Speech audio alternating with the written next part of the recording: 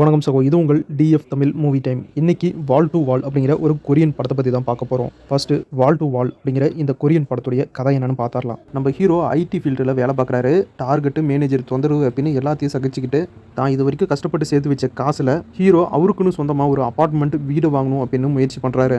அவர் வாங்கணும்னு நினைக்கிற அந்த வீடுடைய விலை நாளுக்கு நாள் அதிகமாகிட்டே இருக்குது. அதனால் ஹீரோ அவர் இது வரைக்கும் சம்பாரிச்சதையும் அவங்க அப்பா அம்மா கொடுத்த காசையும் சேர்த்து இந்த வீடை வாங்க முயற்சி பண்ணுறாரு. மீதி காசை இஎம்ஐயில் கட்டுறதாகவும் அக்ரிமெண்ட் போடுறாரு.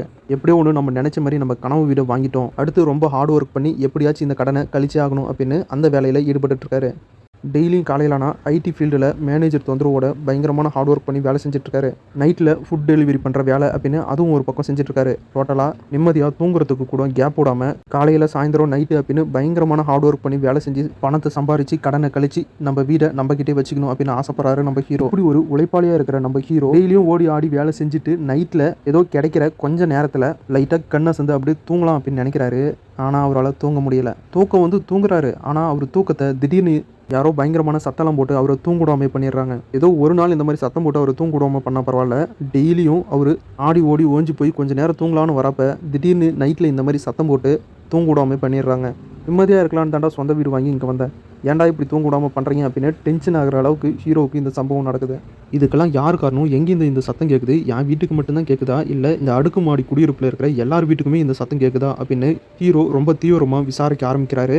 ஹீரோவுடைய விசாரணையில் தெரிய வந்த உண்மைகள் என்ன, ஹீரோ தங்கிட்டு இருக்க அந்த அடுக்குமாடி குடியிருப்பில் இந்த வினோதமான சத்தத்துக்கு என்ன காரணம், கடைசியாக அங்கே இருக்கிற எல்லாருமே ஹீரோ மேலே பழிய போட்டு ஹீரோ தான் இந்த மாதிரி சத்தத்தை உருவாக்குறான் அப்படிங்கிற ஒரு விஷயத்தையும் சொல்கிறாங்க. உண்மையிலே அந்த அடுக்குமாடி குடியிருப்பில் என்ன தான் நடக்குது, யார் இந்த சத்தத்தை உருவாக்குறாங்க, ஹீரோ தான் காரணமா இல்லை வேற யாராவது காரணமா?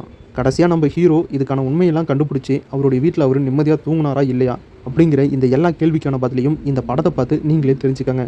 வால் டு வால் ரொம்பவே சூப்பராக இந்த படத்தை எடுத்திருக்காங்க.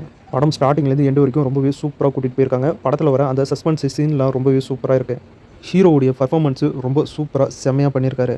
அவருடைய பர்ஃபார்மன்ஸ்க்காகவும் இந்த படத்துடைய ஸ்க்ரீன் பிளேவுக்காகவுமே இந்த படத்தை கண்டிப்பாக பார்க்கலாம். டோட்டலாக வால் டு வால் அப்படிங்கிற இந்த கொரியன் படம் எப்படி இருக்குது அப்படின்னா ரொம்பவே சூப்பராக இருக்குது அப்படின்னு சொல்லுவேன். ஒரு சூப்பரான சஸ்பென்ஸ் கிரைம் த்ரில்லர் படம் பார்க்கணுன்னா கண்டிப்பாக இந்த படத்தை பார்க்கலாம். கண்டிப்பாக இந்த படத்தை எல்லாருமே ட்ரை பண்ணி பாருங்கள். இந்த படம் இப்போ தமிழ் டப்போட ரிலீஸ் பண்ணியிருக்காங்க, செக் பண்ணி பாருங்கள். வீடியோ பிடிச்சா லைக் பண்ணுங்கள், நம்ம சேனலுக்கு தொடர்ந்து சப்போர்ட் பண்ணுங்கள், சப்ஸ்கிரைப் பண்ணுங்கள். அடுத்த வீடியோவில் இன்னும் ஒரு சூப்பரான படத்தோட மறுபடியும் உங்களை சந்திக்கிறேன். இது உங்கள் TF Tamil movie time. Thank you.